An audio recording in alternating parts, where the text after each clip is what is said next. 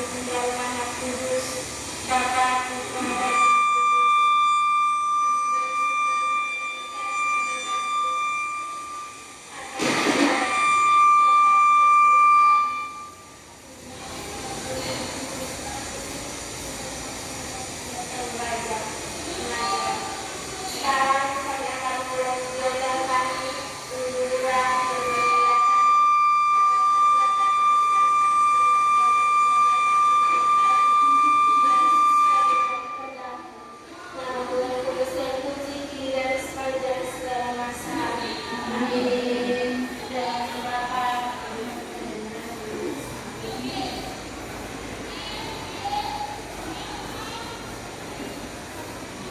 ya baik. Untuk hari ini semuanya hadir. Semua tidak ada yang sakit ya, hadir. Kasih kehadirannya ya.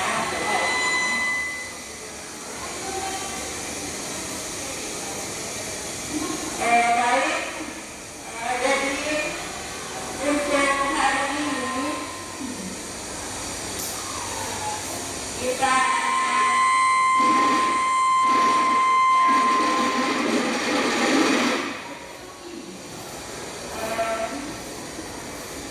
KBM kita ya, untuk materi sumber-sumber energi ya.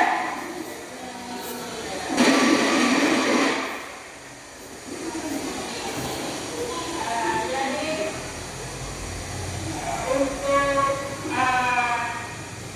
materi ini di sini kita akan berbicara tentang sumber-sumber energi, dampak pengelolaan sumber energi secara eksploitasi dan eksplorasi ya. Nanti bagaimana bagaimana solusinya tentang perbatasan energi. Jadi dari materi sumber-sumber energi ini nanti setelah kita belajar, maka kita akan bisa menjawab solusi-solusi permasalahan yang ada ya. Jadi di sini sering mengalami pemadaman listrik dari rumahnya. Jadi dari sini kita akan mencari solusi bagaimana cara mengatasi hal tersebut ya. Ya. Jadi adapun tujuan pembelajaran untuk hari ini yaitu jadi melalui diskusi ya.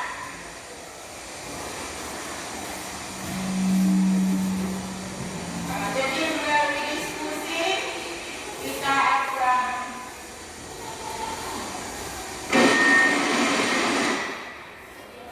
di sini siswa diharapkan dapat menjelaskan konsep energi terbarukan dan tidak terbarukan ya. Terus yang kedua, melalui diskusi siswa dapat menjelaskan pembangkit energi listrik terbarukan dan tak terbarukan. Terus yang ketiga, melalui diskusi dan tanya jawab, peserta didik dapat menjelaskan energi alternatif yang dapat digunakan. Yang keempat, tujuan pembelajarannya yaitu melalui diskusi peserta didik dapat menganalisis dampak eksplorasi energi dan upaya pemenuhan kebutuhan energi ya.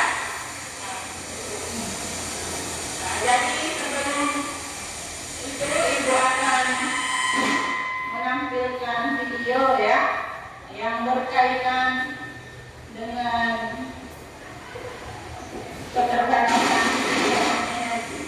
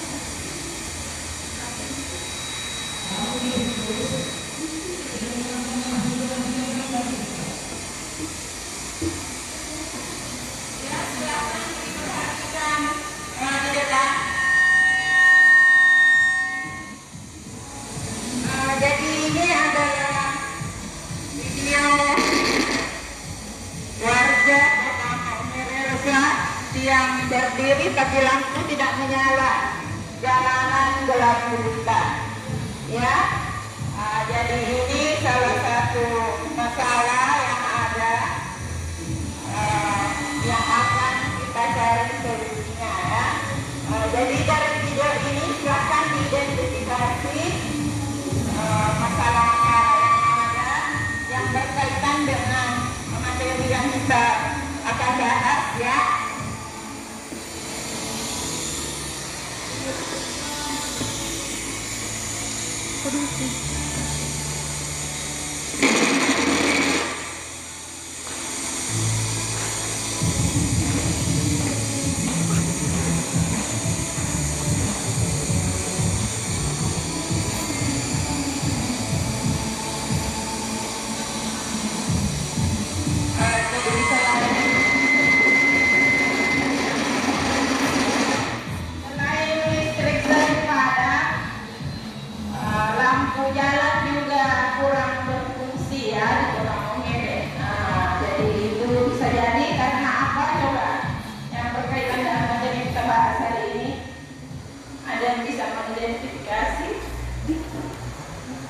Coba pertanyaan yang terkait penyebabnya kira-kira.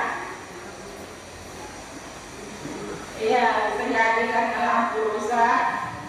Terus kaitannya dengan sumber energi yang terbatas. Ya, lampu jalan tak menyala. Sering kok kalau malam lampu tidak menyala ya, jangan gelap ya.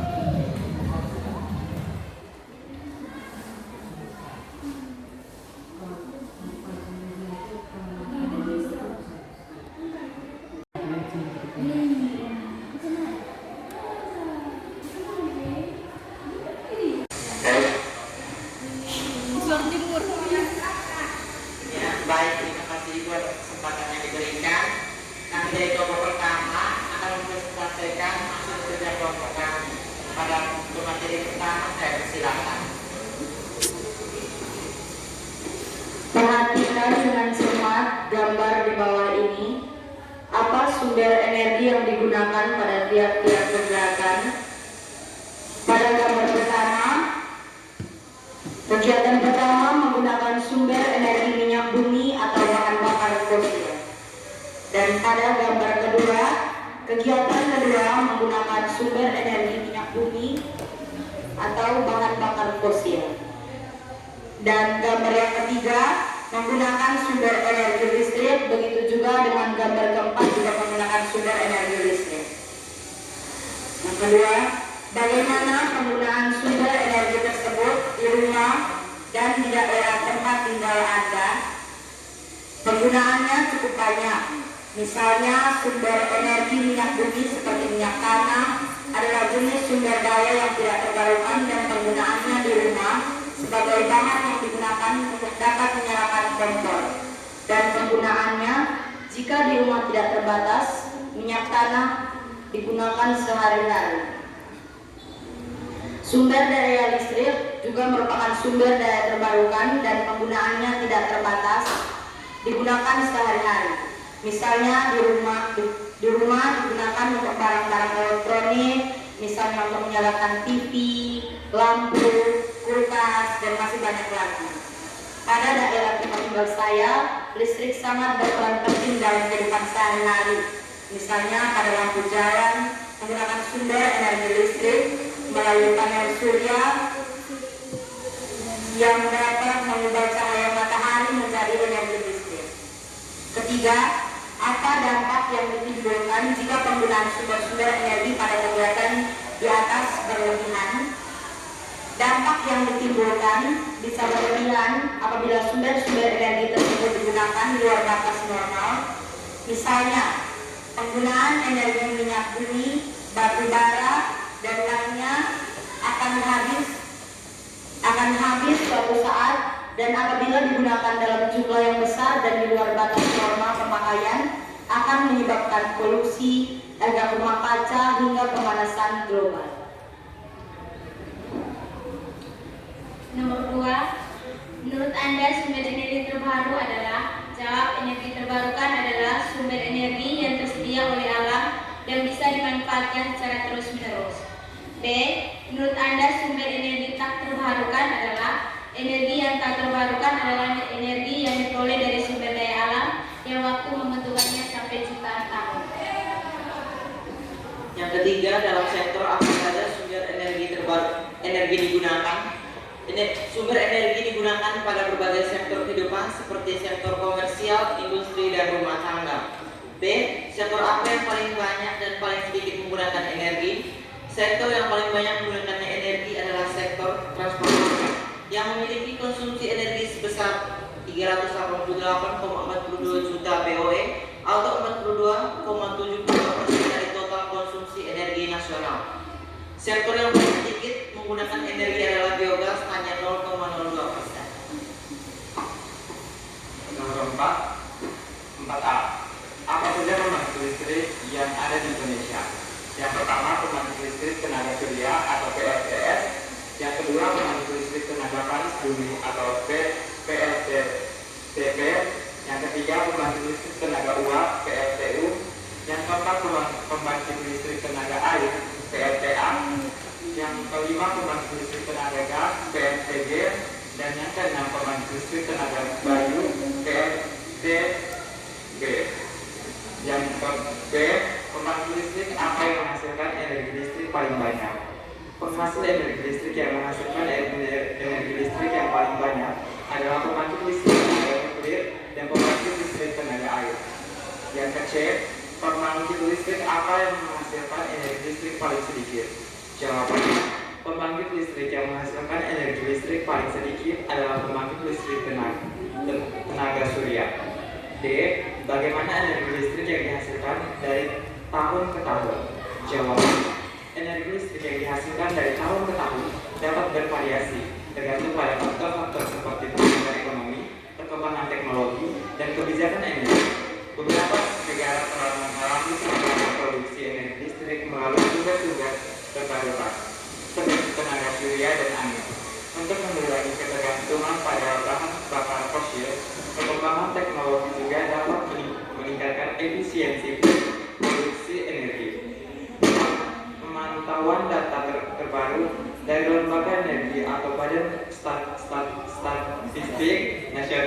dapat memberikan gambaran lebih jelas tentang tren energi listrik global atau regional.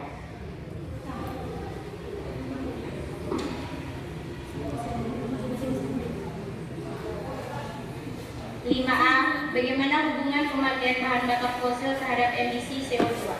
Jawab, pemakaian bahan bakar fosil seperti minyak, gas, dan batu bara dapat menghasilkan emisi gas rumah kaca termasuk CO2. Proses pembakaran bahan bakar fosil melepaskan karbon dioksida ke atmosfer, yang kemudian berkontribusi pada pemanasan global dan perubahan iklim. Oleh karena itu, pengurangan pemakaian bahan bakar fosil menjadi penting untuk mengurangi emisi CO2 dan dampak negatif terhadap lingkungan. B. Energi yang paling banyak digunakan di rumah dan di lingkungan Anda. Jawab, di banyak rumah dan lingkungan, listrik umumnya adalah sumber energi yang paling banyak digunakan untuk berbagai keperluan seperti penerangan, perangkat elektronik, dan sistem pendinginan. Penggunaan energi terbarukan seperti tenaga surya dan tenaga angin juga semakin populer untuk mendukung keterlanjutan lingkungan. C. Apakah penghematan yang Anda lakukan dapat mengurangi penggunaan energi? Jawabannya ya.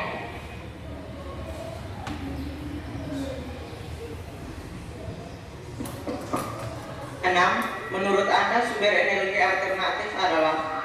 Energi alternatif adalah energi yang berasal dari sumber yang dapat diisi ulang seperti matahari, angin, sungai, mata air panas, pasang surut, biomasa, dan biogas. B. Apa saja yang termasuk sumber energi alternatif? 1. Matahari. 2. Panas bumi. 3. Angin. 4. Air. 5. Laut. 6. Biogas. 7. Biomasa. 8. Biodiesel. C. Bagaimana penggunaan sumber energi alternatif di seluruh Indonesia? Penggunaan sumber alternatif di seluruh Indonesia berkembang, termasuk energi panas bumi, tenaga surya, dan bioenergi. Pembangkit listrik tenaga panas bumi terdapat di beberapa lokasi, sementara panel surya digunakan untuk listrik terbarukan. Bioenergi dari biomasa juga menjadi bagian dari upaya diversifikasi sumber energi. Namun, tantangan infrastruktur dan kebijakan masih perlu diatasi untuk meningkatkan penetrasi energi alternatif secara menyeluruh. D. Bagaimana menurut Anda prospek penggunaan sumber energi alternatif di Indonesia? Prospek penggunaan sumber energi alternatif di Indonesia cukup positif. Pemerintah Indonesia telah menunjukkan komitmen terhadap diversifikasi energi dengan mengembangkan sumber energi terbarukan seperti energi surya, angin, dan biomasa. Faktor ini bersama dengan meningkatnya kesadaran isu lingkungan dapat mendukung pertumbuhan penggunaan energi alternatif di masa depan.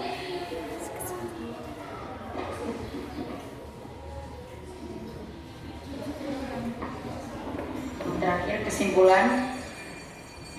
Yang pertama, sumber energi berdasarkan kelestariannya dibagi menjadi dua, yaitu sumber energi terbarukan dan sumber energi tak terbarukan. Contoh sumber energi terbarukan yaitu air, angin, dan sinar matahari. Contoh sumber energi tak terbarukan yaitu minyak bumi dan nuklir. Yang kedua, penggunaan energi terdapat dalam sektor industri, transportasi, komersial, sektor lain, pertambangan, dan non-energi. Yang ketiga, penggunaan energi akan berdampak pada kondisi lingkungan, kesehatan manusia, dan ekonomi. Pembangkit listrik yang ada di Indonesia, misalnya pembangkit listrik tenaga uap, pembangkit listrik tenaga air, pembangkit listrik tenaga gas, pembangkit listrik tenaga gas uap, pembangkit listrik tenaga panas bumi, dan pembangkit listrik tenaga biosfer. 5. Solusi atas keterbatasan energi dapat dilakukan dengan menghemat penggunaan energi dan mencari sumber energi alternatif. Yang terakhir, sumber energi alternatif antara lain yaitu sinar matahari, air, angin, panas bumi, nuklir, biogas, bioetanol, biodiesel, dan hidrogen.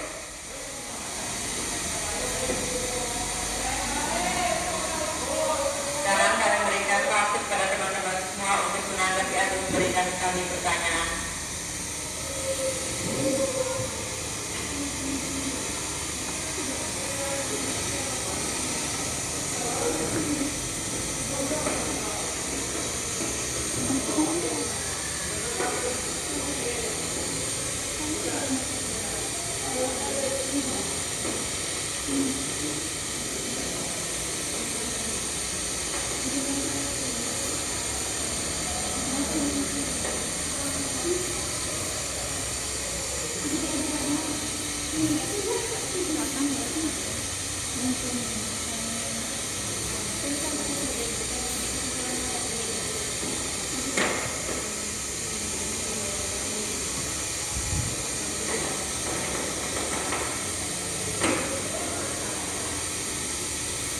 Bagaimana teman-teman? Ada pertanyaan?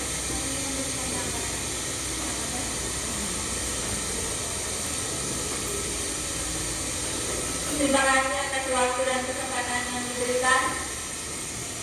Sekarang saya akan memberikan tanggapan dari kesimpulan yang akan memiliki pendapat yang beda. Dari kesimpulannya, sumber energi adalah salah satu hal terpenting dalam kehidupan.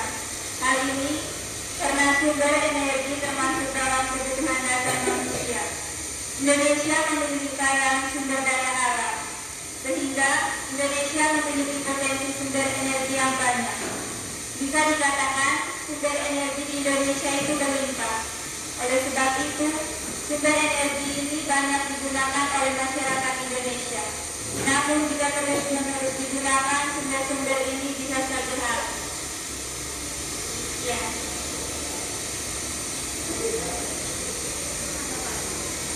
Terima kasih atas tanggapannya.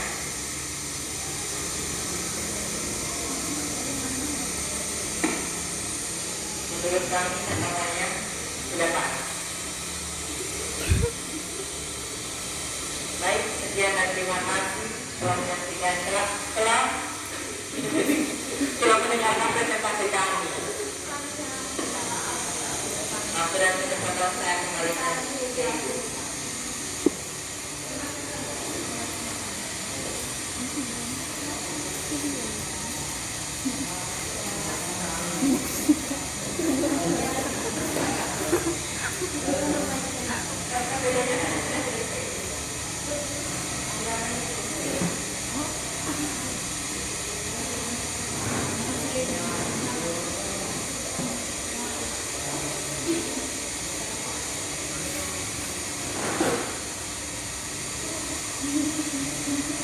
Jadi kita ada penampilan kelompok satu ya.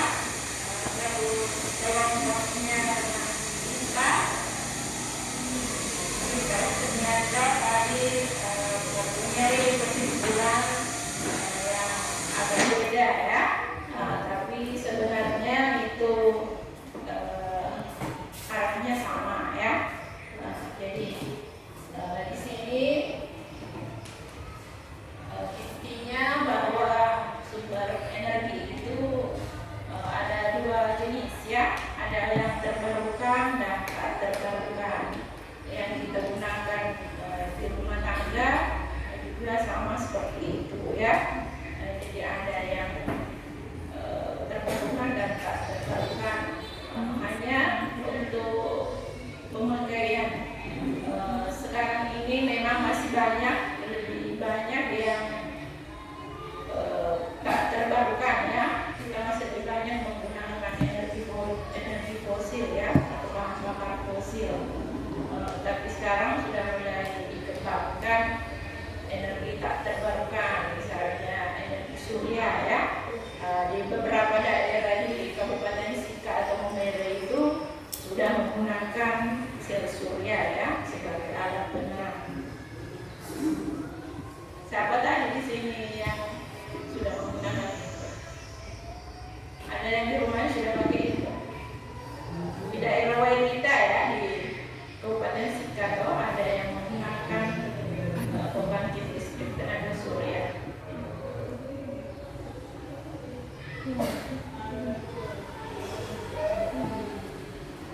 Di beberapa wilayah yang di pulau Sika juga ya, yang termasuk wilayah Sika juga itu sudah ada yang menggunakan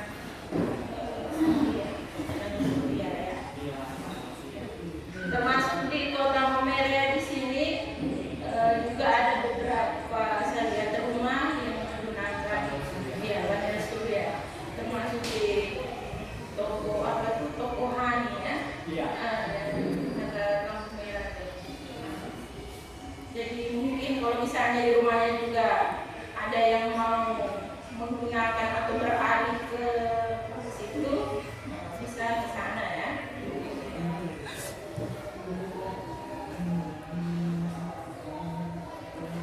Jadi intinya tadi di sini kita mencari solusi dari masalah keterbatasan energi ya.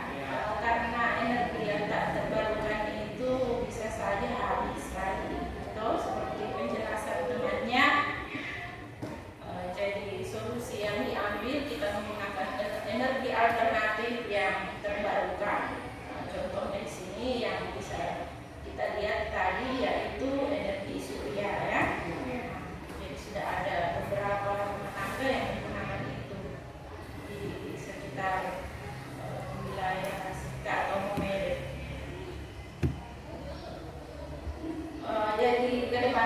pikir juga untuk lampu-lampu jalan yang ada di Kabupaten Sika itu bisa diupayakan supaya menggunakan panel surya ya, supaya tidak terlalu banyak menggunakan bahan bakar fosil ya, dimana kita ketahui bahan bakar itu kan terbatas ya, suatu saat bisa sampai habis karena dia tidak terbarukan. Kemudian kelemahannya yang lain yaitu polusinya ya, jadi dia menimbulkan emisi gas CO2. Jadi kalau penggunaannya bertambah maka polusi juga akan bertambah. Nah, jadi gitu. Baik, masih ada yang mau ditanyakan? Jadi penampilan untuk presentasi di depan sudah ya. Ada lagi yang ditanyakan? Cukup ya. Baik, jadi setelah ini kita buat kesimpulan tadi ya, jadi termasuk yang ibu sampaikan tadi itu bisa dibuat sebagai kesimpulan ya. Lalu untuk pelajaran berikutnya silakan pelajari materi yang akan datang ya. Dan silakan kembali ke tempatnya masing-masing, kembali ke posisi duduknya yang semula.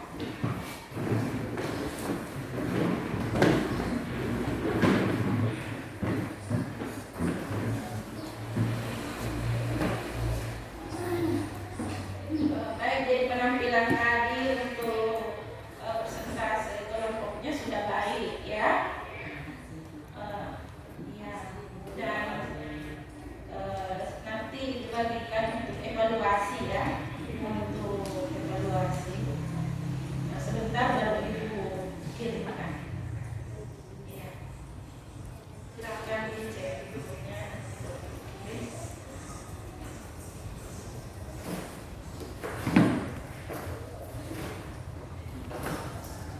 Masih ada yang mau ditanyakan mengenai ini? Ada.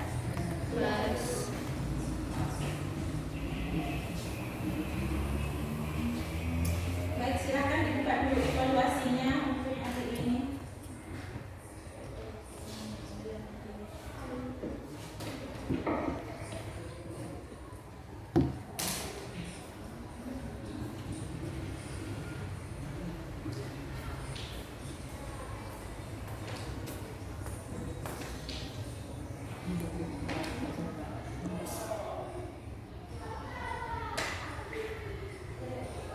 Dan teman-teman, marilah kita menyiapkan hati dan batin kita untuk berdoa dan izinkan membawakan doa ini secara ingatan dan dalam nama Bapa dan Bapa dan Putra dan Roh Kudus. Amin.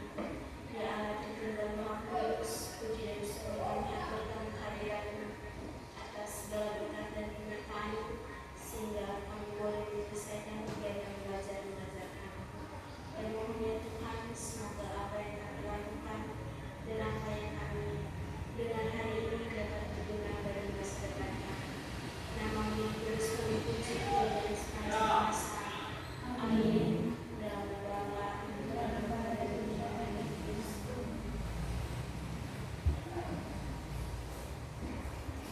Baik, sampai jumpa ya anak